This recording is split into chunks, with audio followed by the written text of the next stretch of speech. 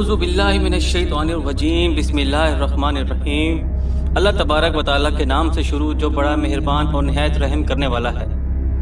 ناظرین اکرام، حضرت مریم وہ پاک باز اور پاکیزہ عورت ہیں جن کے نام پر قرآن مجید میں ایک پوری سورت اتار دی گئی، اور قرآن پاک آپ کی پیدائش و پرورش، کفالت اور آپ کے ہاں حضرت عیسیٰ کی پیدائش کے واقعات کو کھول کھول کر بیان کرتا ہے، تاکہ لوگ اللہ تبارک و تعالیٰ کی محبوب بندی کے بارے میں کوئی شک و شبہ نہ رکھیں۔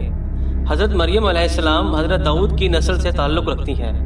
آپ کے والد اس دور میں بنی اسرائیل کے امام نماز تھے، اور آپ کی والدہ محترمہ بھی عابدہ اور زاہدہ خاتون تھیں۔ اس دور میں اللہ تعالیٰ نے بنی اسرائیل پر حضرت زکریا علیہ السلام کو مبعوث فرمایا تھا۔ جب حضرت مریم علیہ السلام کی والدہ کے ہاں اولاد نہیں تھی تو انہوں نے اللہ کے نام پر یہ نظر مانی کہ اگر ان کے ہاں اولاد ہوئی تو وہ اسے بیت المقدس کی خدمت میں حاضر کر دیں گی۔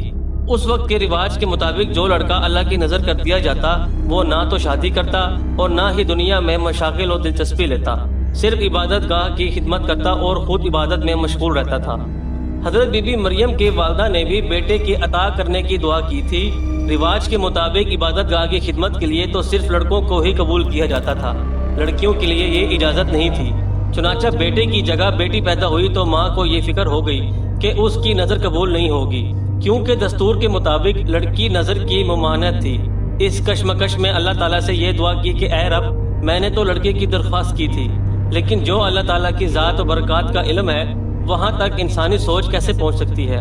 اللہ تعالیٰ نے جس لڑکی کو پیدا فرمایا تھا اسے دراصل مقدس ماں بنانا مقصود تھا، جس میں سے ایک عظیم و شان مبارک و مسعود بیٹے نے پیدا ہونا تھا جو پیدائشی نبی تھا۔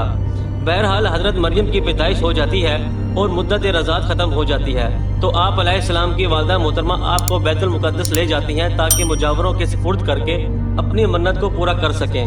وہاں مجاور اکٹھے ہو جاتے ہیں، ہر کوئی یہ چاہرہ رکھتا ہے کہ حضرت مریم کی کفالت اس کے سپرد کی جائے۔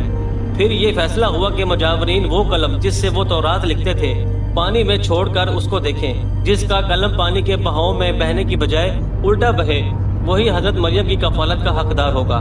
اس مقابلے میں حضرت زکریا بھی شامل تھے۔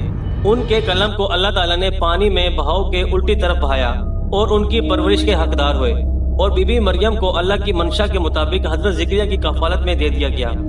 حضرت زکریا کی بیوی حضرت مریم کی خالہ لگتی تھی، اس لیے ان سے بڑھ کر ان کی پرورش اور کون کر سکتا تھا۔ اس طرح حضرت مریم بیت المقدس میں رہائش پذیر ہو گئیں۔ آپ کے لیے ایک کمرہ مخصوص کر دیا گیا جہاں حضرت زکریا کے علاوہ اور کوئی نہیں جا سکتا تھا۔ آپ دن رات اللہ تعالیٰ کی عبادت میں مشغول رہتی تھیں۔ جب بھی حضرت زکریا آپ کے پاس آتے تو وہ حیران ہوتے، کیونکہ آپ کے پاس بے موسم پھل موجود ہوتے تھے۔ گرمیوں کے پھل سردیوں کے موسم میں، وہ سردیوں کے پھل گرمیوں کے موسم میں آپ کے ہجرے میں موجود پاتے۔ حضرت زکریا کی حیرت بجا تھی۔ تب ہی حضرت مریم سے پوچھا، یہ پھل کہاں سے آتے ہیں اور کون دے کر جاتا ہے آپ کو؟ حضرت مریم پرسکون ہو کر فرماتی کہ اللہ کے پاس سے آتے ہیں۔ تبھی حضرت زکریا نے اللہ تبارک و تعالیٰ سے وارث کے لیے دعا فرمائی۔ آپ کی بیوی کے بانجھ ہونے کے باوجود معجزہ خداوندی سے آپ کے ہاں حضرت یحییٰ کی ولادت ہوئی۔ حضرت مریم کی عظمت و فضیلت کو رب کریم نے بار بار قرآن میں ارشاد فرمایا ہے اور اپنی مومنہ بندی کی پاکیزگی اور پاک دامنی کا اعلان کیا ہے۔ حضرت مریم کی عمر جب تقریباً 15 سال ہوئی تو ایک فرشتہ خوبصورت نوجوان مرد کی شکل میں نمودار ہوا، جسے علیحدگی میں دیکھ کر حضرت مریم خوفزدہ ہو گئی اور وہ اپنی عصمت کی حفاظت کے لیے فکر مند ہو گئی۔ گو کہ فرشتے کے چہرے پر تقوی کے آثار نمایاں تھے، تاہم بی بی نے اپنی عصمت کی حفاظت کے لیے خود کو اللہ کی پناہ میں دے دیا۔ یہ ایک عفت و پاک باز کا ایک امتحان تھا جو اللہ کے خاص بندوں پر اکثر ہوتا ہے۔ آپ نے اس شخص سے کہا کہ وہ وہاں سے چلا جائے۔ ان کی پریشانی دیکھ کر نوجوان نے کہا کہ گھبرانے کی ضرورت نہیں، میں انسان نہیں ہوں، اللہ تعالیٰ کی طرف سے بھیجا ہوا ایک فرشتہ ہوں۔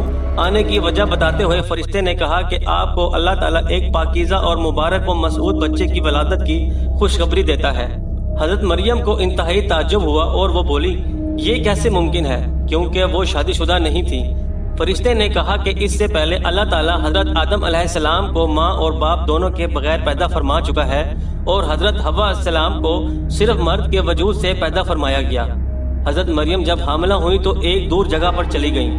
اس بارے میں ایک قصہ کئی بزرگوں نے ذکر کیا ہے کہ جب آپ کا حمل ظاہر ہوا تو سب سے پہلے بنی اسرائیل کے عابد و زاہد شخص وہاب بن منبع جو آپ کے خالہ زاد بھائی تھے انتہائی تعجب میں پوچھا کہ اے مریم کیا بیج کے بغیر بھی کھیتی اگ سکتی ہے؟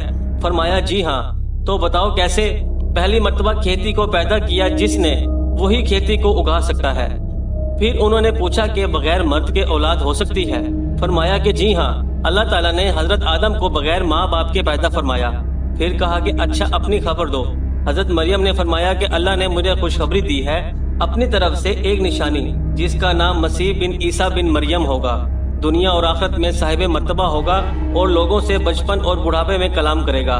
محمد بن اسحاق فرماتے ہیں کہ جب حضرت مریم کے حاملہ ہونے کی خبر بنی اسرائیل میں عام ہو گئی تو بہت سے افراد نے حضرت زکریا کے گھر آنا جانا بند کر دیا اور آپ پر الزامات اور بہتان لگانے لگے۔ حضرت مریم نے لوگوں سے علیحدگی اختیار کر لی اور دور تنہائی میں چلی گئیں۔ جب حمل کا درد شروع ہوا تو آپ نے ایک درخت کا سہارا لیا اور اس کے نیچے بیٹھ گئیں۔ آپ درد سے بے چین تھیں اور بار بار بدنامی کا خیال دل میں آ رہا تھا۔ آخر کار کہنے لگیں کہ کاش میں پہلے ہی مر گئی ہوتی اور بھولی بسری ہو گئی ہوتی۔ بے سر و سمانے کی اس مشکل وقت میں اللہ تعالیٰ نے حضرت مریم کے قدموں کے قریب ایک نہر جاری کر دی اور ندا آئی کہ پانی پیو اور کھجور کھاؤ تاکہ جسم کو قوت پہنچے، اور پھر اپنی اولاد کو دیکھ کر آنکھیں ٹھنڈی کرو۔ اسلام آنے سے پہلے بولنے کا روزہ رکھنا عبادت میں داخل ہوتا تھا، یعنی صبح سے رات تک کسی سے بات نہ کرتے۔ بعد میں یہ حکم منسوخ ہو گیا، لہٰذا حضرت مریم کی پریشانی دور کرنے کے لیے کہا گیا تھا کہ تم سے کوئی شخص اس بارے میں بات کرے تو اشارے سے کہہ دینا کہ میں نے چپ کا روزہ رکھا ہے۔ جب حضرت مریم کو کچھ تسلی ہوئی اور حضرت عیسیٰ علیہ السلام پیدا ہو گئے، پھر آپ اپنے بیٹے کو قوم کے پاس لے گئیں۔ قوم کے لوگ آپ کی گود میں بچہ دیکھ کر غضبناک ہو گئے اور آپ کی عبادت گزار اور پاکیزہ خاندان کا حوالہ دیتے ہوئے آپ سے بدگمان ہونے لگے اور الزام لگانے شروع کر دیے۔ جب حالات بہت تنگ ہو گئے اور سوچ سمجھ کے دروازے بھی بند ہو گئے، صرف توکل کا مدار اللہ کی ذات ہی رہ گئی، تب حضرت مریم نے بچے کی طرف اشارہ کرتے ہوئے کہا کہ اس بچے سے بات کر لو، تمہارے سارے سوالوں کا جواب یہ بچہ دے گا۔ سرکش لوگوں نے کہا کہ بھلا یہ دودھ پیتا بچہ ہمارے سوالوں کا جواب کیسے دے گا؟ ہم کیوں کریں اس سے گفتگو؟ قوم کا یہ کلام سن کر حضرت عیسیٰ نے تقریر شروع کر دی، جس کا ذکر قرآن میں اللہ تعالیٰ نے اس طرح ارشاد فرمایا ہے، اور جب بچے نے فرمایا میں ہوں اللہ کا بندہ، اس نے مجھے کتاب دی اور مجھے نبی کیا، اس نے مجھے مبارک کیا، میں کہیں ہوں مجھے نماز اور تقویٰ کی تاکید فرمائی، جب تک میں جیوں اپنی ماں سے اچھا سلوک کرنے والا، اور مجھے زبردست بدبخت نہیں بنایا، اور سلامتی ہے مجھ پر جس دن میں پیدا ہوا اور جس دن میں مروں اور جس دن زندہ اٹھایا جاؤں گا۔ حضرت عیسیٰ علیہ السلام کی زندگی کے متعلق اسرائیلی روایات میں بے شمار واقعات موجود ہیں۔ ان میں سے ایک انجیل میں ہے جو حضرت وہاب بن منبع سے منقول ہے۔ حضرت عیسیٰ کی ولادت کے شب فارس کے بادشاہ نے آسمان پر ایک نیک ستارہ روشن دیکھا۔ نجومیوں سے دریافت کیا تو بتایا گیا کہ اس ستارے کا طلوع ہونے کا مقصد عظیم ہستی کی پیدائش کی خبر دینا ہے جو ملک شام میں پیدا ہو چکی ہے۔ بادشاہ نے خوشبوؤں کے عمدہ تحفے دے کر ایک وفد کو ملک شام روانہ کیا۔ ملک شام پہنچ کر وفد نے یہودیوں کے بادشاہ سے تمام حالات دریافت کرنا چاہے۔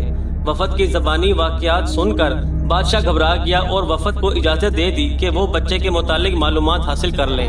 بارشیوں کے اس وفد نے بیت المقدس پہنچ کر حضرت عیسیٰ کو دیکھا اور سجدہ تعظیم کیا اور چند روز وہاں قیام کیا۔ اسی دوران اس وفد کے بعض آدمیوں نے خواب میں اپنے بادشاہ کو اس بچے کا دشمن دیکھا۔ ان لوگوں نے حضرت مریم کو اپنا خواب سنایا اور مشورہ دیا کہ اس بچے کو لے کر کسی محفوظ مقام پر چلی جائیں۔ اس کے بعد حضرت مریم حضرت عیسیٰ کو لے کر مصر چلی گئیں۔ جب حضرت عیسیٰ کی عمر مبارک 13 سال ہوئی تو بیت المقدس واپس آ گئیں۔ بخاری شریف میں حضرت عبادہ بن صامت رضی اللہ تعالی عنہ سے مروی ہے کہ رسول پاک صلی اللہ علیہ وآلہ وسلم نے فرمایا کہ جس نے گواہی دی کہ اللہ کے سوا کوئی معبود نہیں، وہ اکیلا ہے، اس کا کوئی شریک نہیں، اور محمد صلی اللہ علیہ وآلہ وسلم اللہ کے بندے اور اس کے رسول ہیں، اور عیسیٰ اللہ کے بندے اور رسول ہیں جن کو اللہ نے مریم کی گود میں ڈالا اور اس کی روح ہے، اور جنت حق ہے اور جہنم بھی حق ہے، تو اللہ تعالیٰ اس کو جنت میں ضرور داخل فرمائیں گے، چاہے وہ جیسے بھی اعمال لے کر آئے۔ اللہ تعالیٰ ہم سب کو قلب سلیم عطا فرمائے اور قرآن و حدیث پر چلنے کی توفیق عطا فرمائے۔